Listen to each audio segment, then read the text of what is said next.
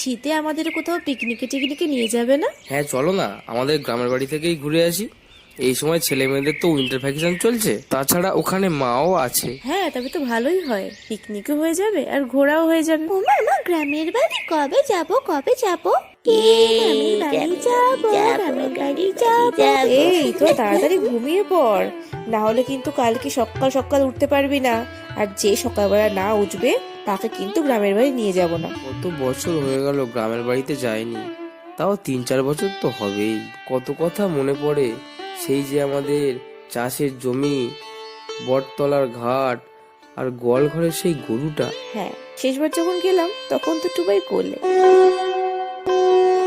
দেখো তো বড় বৌমা, ওরা মনে হয় এসে গেল। বাবা, তাই তো। তা উঠবো, তোমরা তো দেরি করলে কেন গা? অনেকদিন পর গ্রামের বাড়িতে এসে সত্যিই খুব ভালো লাগছে। হ্যাঁ, তোরা কিন্তু দূরে কোথাও যাস না। ওদিক থেকে রান্নার গন্ধটাও কিন্তু আসছে জম্পেশ।